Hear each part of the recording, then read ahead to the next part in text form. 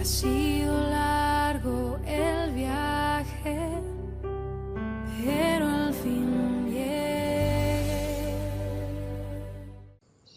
Hoy ya es viernes 9 de febrero. Quiero darles la bienvenida a este devocional Maná Fresco a las 6:40 de la mañana. Vamos a comenzar. Este es el día 40. Hoy llevamos 40 días de este año ya. ¿Y qué hace que nos estábamos dando el feliz año? Hágame el favor. Ya va el 10%, más del 10% de este año agotándose, cumplido. Estamos hoy en el día 40. Y el tema del día de hoy es compañías equivocadas, alianzas extrañas. El tema tiene que ver con el hecho de que el compañero nuestro de camino es nuestro Señor Jesucristo, el Espíritu Santo de Dios allí asistiéndonos para formar la imagen y semejanza de Cristo en nosotros. Esa es la compañía nuestra, y la alianza que debemos tener es la alianza con el reino de los cielos. Pero hay compañías humanas acá y alianzas humanas que perjudican esta relación nuestra con el Señor, esta relación nuestra viva y orgánica, natural, con el Espíritu Santo de Dios. Hay relaciones acá que no suman a lo espiritual, que no suman a la santidad que el cielo quiere esculpir en nosotros. Hay compañías y hay alianzas acá que nos frenan en este viaje de nuestra vida, de la creación al creador, de la temporalidad nuestra a la eternidad de Dios, de la tierra al cielo. ¿Sí? Entonces nosotros tenemos que tomar decisiones al respecto, así sean dolorosas. Uy, tremendo este asunto. Su merced se pone a conectarse a esta hora para escuchar estas cosas, pero ya se conectó, le toca que se aguante. Entonces les voy a dar las citas del día de hoy. Este devocional queda inconcluso, queda incompleto si su merced no se reúne por lo menos 40 minutos en la oficina de Dios, que es el aposento, ahí donde usted duerme. Esa es la oficina de Dios. Su merced no necesita ir a ninguna otra parte. ¿Cómo sabemos que esa es la oficina de Dios? Pues porque Mateo 6:6 declara: mas tú entrando en tu aposento y cerrada la puerta, porque los temas importantes siempre se tratan en privado, y los temas importantes de nuestra vida tenemos que tratarlos en privado con el Rey de Reyes y el Señor de Señores en la oficina de Él, que es nuestro aposento. Ora a tu Padre en secreto y Él te recompensará en público. 40 minutos hablando con Él y por lo menos 20 minutos leyendo la Biblia para completar la hora, porque este devocional aquí es de una hora, el suyo en justicia, para que la carga no quede sesgada para un solo lado. Entonces allá también usted una horita, 40 minutos hora y 20 lee la Biblia. Le voy a dar unas citas. Santiago 4 en relación con este tema. Zacarías capítulo 1, Isaías 55. Aquí solo sabemos leer capítulos enteros de la Biblia, ¿sí? Versículos no, porque qué jartera eso tan poquito, cuando necesitamos llenarnos de la palabra. Hay otras citas, desde luego, frente a este tema de las compañías equivocadas, de las alianzas extrañas, pero pues téngame paciencia. Por ahora estos 3 capítulos. La Biblia tiene 1118 capítulos. Y el año 365 días, si leemos 3 capítulos al día, estaríamos leyendo la Biblia en un año. Mi deseo es que leamos la Biblia este año nuevamente. Si ya la hemos leído, si no, pues que su merced este año sí la lea toda. Bueno, me voy a extender un poquito, téngame paciencia. Primer libro de Samuel, capítulo 17, compañías equivocadas, alianzas extrañas. El versículo 14 y el 15 dicen: y David era el menor. Siguieron pues los 3 mayores a Saúl, pero David había ido y vuelto, dejando a Saúl para apacentar las ovejas de su padre en Belén. Interesante estos dos versículos de este primer libro de Samuel, capítulo 17. Lo voy a volver a leer. David era el menor. Siguieron pues los tres mayores a Saúl, los tres hijos mayores de Isaí, los tres hermanos mayores de David. Siguieron a Saúl. Pero, como siempre hay un pero, aquí hay un pero. Pero David había ido y vuelto dejando a Saúl. La Biblia hace un especial énfasis de que sus tres hermanos mayores siguieron a Saúl, pero David dejó a Saúl. David había ido a palacio a tocar el arpa porque sucedía que un espíritu inmundo de parte de Jehová, así lo dice la Biblia, venía y atormentaba de tiempo en tiempo al rey Saúl. Y alguien le dijo, hay un muchacho que sabe tocar el arpa, que lo traigan para que cuando toque el arpa, el corazón del rey tenga algún reposo. Y era lo que pasaba. Cuando David tocaba el arpa, Saúl se tranquilizaba, el rey de Israel. Y lo que la Biblia nos muestra acá es que hay un punto de quiebre donde David decide regresar a su casa. En la humildad de una finca en Israel, donde hay un rebaño de ovejas para ser pastoreado, y humanamente hablando, uno dice, bueno, dejar a un rey para cuidar ovejas, dejar los lujos y la opulencia de un palacio, de un rey, para irse a meter entre el barro, dejar esta escala corporativa donde yo puedo ascender, ya estoy en el palacio del rey. ¿Quién no quiere estar en el palacio de un rey? Humanamente hablando, dejar esta escala corporativa de influencia, de poder en la sociedad, de lujos, de viandas, de buena alimentación, de ostentación, de riqueza, por irse a una finca a cuidar ovejas, a matar garrapatas y zancudos. Realmente yo no sé si en Israel hayan garrapatas y zancudos, pero déjeme que yo estoy haciendo el devocional y transmito la idea así en nuestro contexto llanero, ¿sí? Para que la idea cobre fuerza, esta idea que quiero transmitir.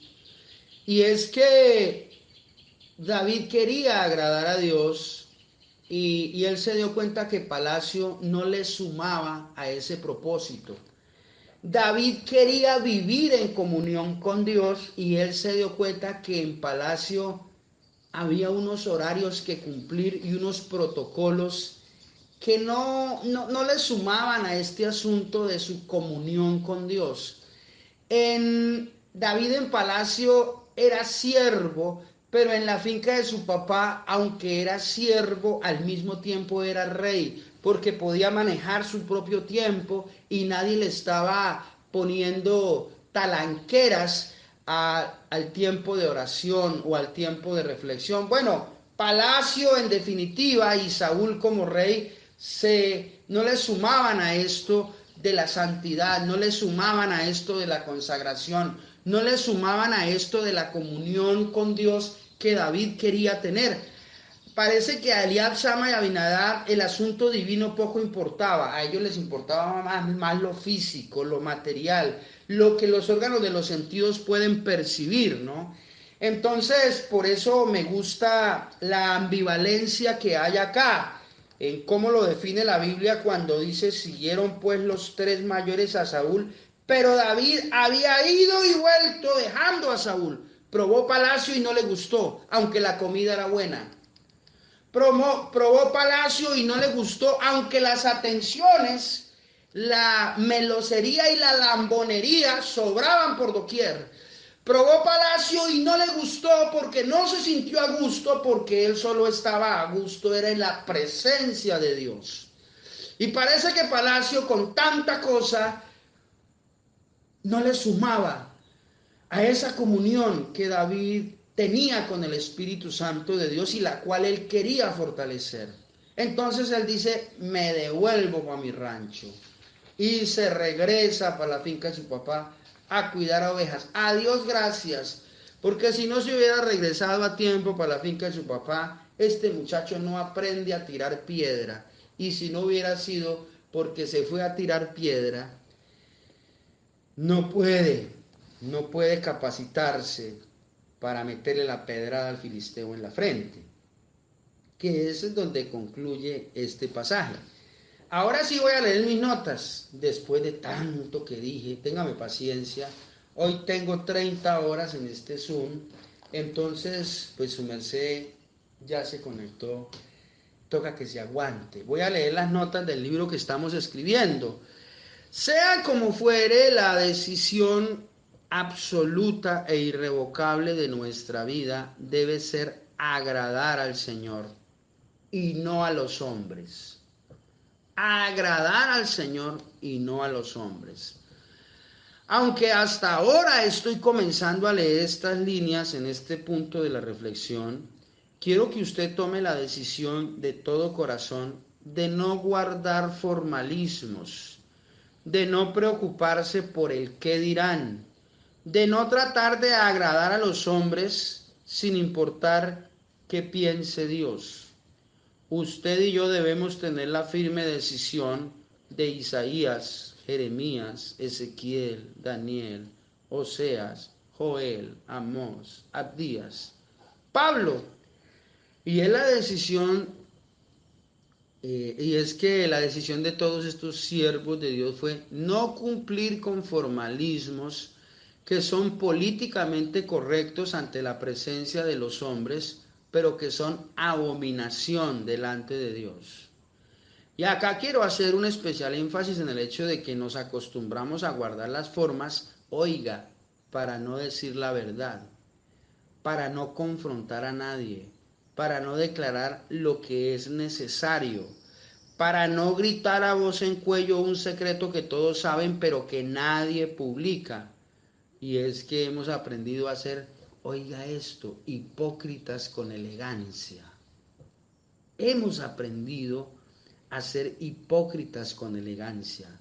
Aprendimos a hacer de la mentira un arte. Aprendimos a callar cuando teníamos que hablar, y cuando hablamos, nuestra principal preocupación es no meternos en problemas. Y con no meternos en problemas defino el hecho de no decir lo que hay que decir por no lastimar a nadie, y con esta actitud realmente a quien estamos lastimando es a Dios. Digámoslo de una vez. Nos hemos preocupado más por no lastimar a los hombres, aunque con esa actitud, que es nuestra actitud, sea lastimado Dios. Y con esto no quiero decirle que viva diciendo lo primero que se le ocurra sin ser pasado por el filtro de la oración. Con esto no quiero que malinterprete y que su merced ahora comience a lastimar a todo el mundo, no. Con esto lo que quiero decirle es que usted y yo tenemos que ser personas del secreto de Dios, que pensamos como Dios piensa, que sentimos lo que Dios siente, para decirle a los hombres las cosas como solo Él las sabe decir. Con esto lo que quiero decir es que tenemos que ser amigos de Dios y frente a cada circunstancia no apresurarnos a hablar, a decidir, no. En el secreto de Él tenemos que pedir consejo para actuar en el momento oportuno, para decir lo que conviene, para tomar decisiones en nuestras vidas que, querámoslo entender o no, lastimarán a alguien. El gran problema nuestro es que queremos agradar a todo el mundo, y Dios nos llamó solo para agradarlo a Él. Uy, lo voy a volver a repetir, esto sonó fuerte. Debe ser repetido. El gran problema nuestro es que queremos agradar a todo el mundo, y Dios nos llamó solo a agradarlo a Él. Si con nuestra actitud hacia Dios alguien se agrada o se desagrada en esta tierra, ese ya no es nuestro problema. Será el problema de ellos. Nuestro problema o conflicto es mantener nuestra comunión con Dios a pesar de las opiniones de la gente, a pesar de las actitudes de la gente hacia nosotros. En algunos devocionales anteriores les mencionaba aquí el asunto de enfrentar el menosprecio con madurez cristiana. A esto es a lo que me refiero. Palabras que vamos a decir que deben ser dirigidas por Dios porque somos personas de oración. A alguien le gustarán o no le gustarán. Levantarán ampollas, sanarán heridas, confirmarán sospechas, despertarán envidias. Con esto lo que quiero decir es que lo que digamos, hagamos o sintamos, al ser dirigidos por Dios, siempre provocará un resultado en la vida de las personas que nos rodean a nosotros. Pero nosotros no debemos vivir según los indicadores de las encuestas. Nosotros no debemos vivir según las opiniones de la gente. Nosotros debemos vivir siendo dirigidos por el poder del Espíritu Santo y para ello debemos ser personas consistentes en la oración, que conocen de Biblia, porque la leen y la escudriñan, y en oración le pedimos a Dios que nos enseñe a interpretarla correctamente.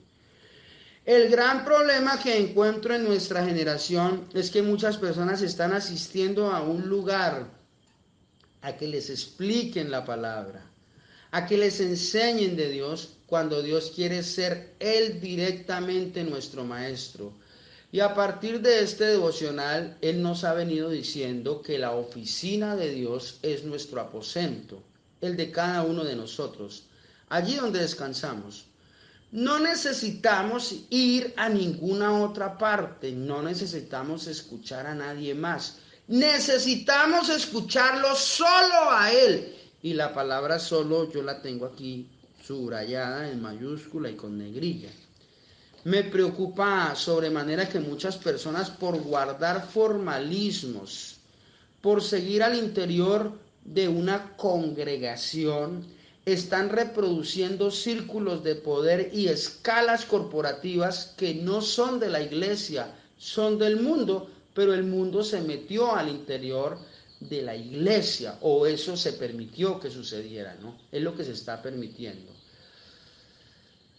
Digámonos la verdad de frente y sin anestesia, la honestidad, la sinceridad y la verdad que tanto ama Dios, que son el fundamento de su justicia y su naturaleza santa. El hombre desde el huerto del Edén las menospreció, las manipuló, las trastocó a tal punto que la verdad y la mentira hoy son subjetivas y, si se quiere, hasta irreales.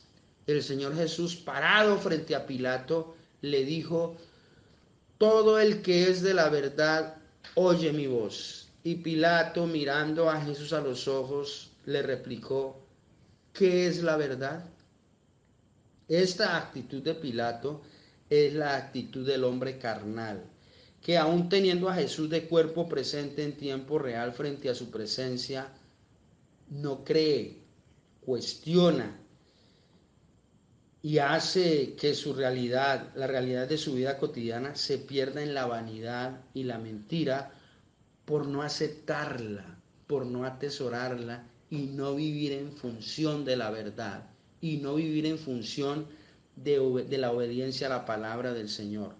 Usted y yo debemos vivir en Cristo para agradarlo a Él, para pedir la dirección de Él a través de la oración y con el conocimiento de la palabra frente a cada decisión de nuestra vida que debamos tomar, que digamos lo que Cristo dice, que pensemos lo que Cristo piensa, que sintamos lo que Cristo siente. Y pareciera que lo que le estoy diciendo no sea posible, pero realmente lo es. Y no solamente es posible, sino que además es muy fácil. Todo depende de que lo busquemos a Él de todo corazón en oración, y a través de las líneas de la palabra de Dios de la Biblia dispongamos nuestro corazón y a cada instante le digamos a Él: dirígeme, Señor, toma el control de mi vida y existencia. Y mientras hacemos esto, no queramos agradar al mundo, porque nada gano yo con orar si después de que oro y le pido a Dios que me dirija, Él me muestra cuál es la verdad, dónde está el error, pero hay alguien que viene a cometer el error delante mío y yo no le diga nada por no meterme en un problema con él. Tengo que llamarle la atención. Por ejemplo, estoy ilustrándolo de alguna manera. El mundo necesita que la sal cumpla con su función. El mundo necesita que la luz cumpla con su función. Entonces, si hacemos todo esto, pues que no queramos agradar al mundo, sino a nuestro Padre Celestial. Nuestras vidas humanas se debaten en este conflicto, en esta disyuntiva de agradar a Dios o agradar al mundo. El problema es que al mundo lo vemos y a Dios no, pero a Dios lo sentimos y el mundo nos lastima. Tomemos la decisión a partir del día de hoy de vivir en la verdad, en la honestidad, en la sinceridad.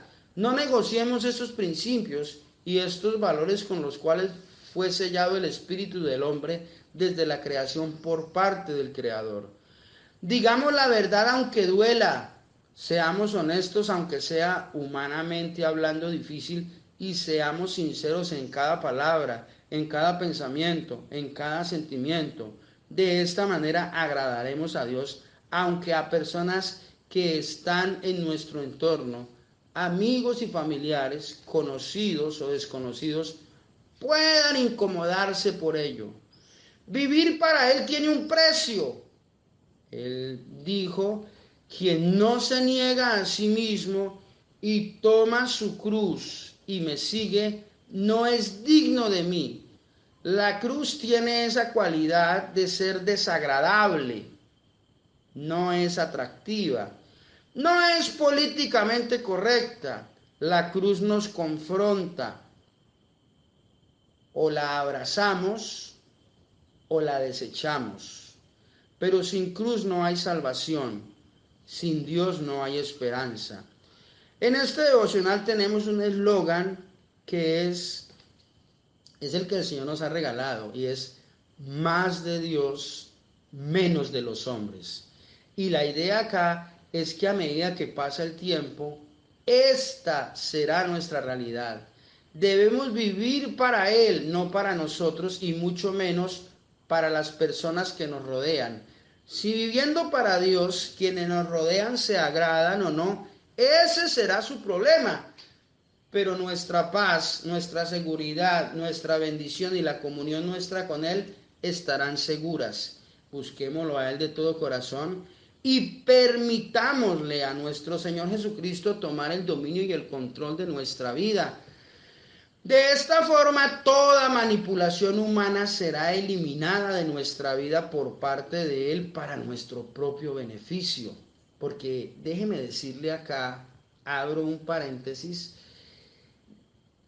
es que el mundo quiere manipularnos a nosotros, de una o de otra manera, y Dios también quiere manipularnos, ¿sí? Pero nosotros decidimos quién nos manipula. Ahí se la dejo, vaya y le pregunta a Él más tarde ahí en la oración, Él lo explica mejor que yo. Busquémoslo a Él de todo corazón. Si lo hacemos, Él nos rodeará en nuestras vidas de las personas correctas. Oiga esto, y alejará a las equivocadas, así sean las que más amamos. Tremendo esto.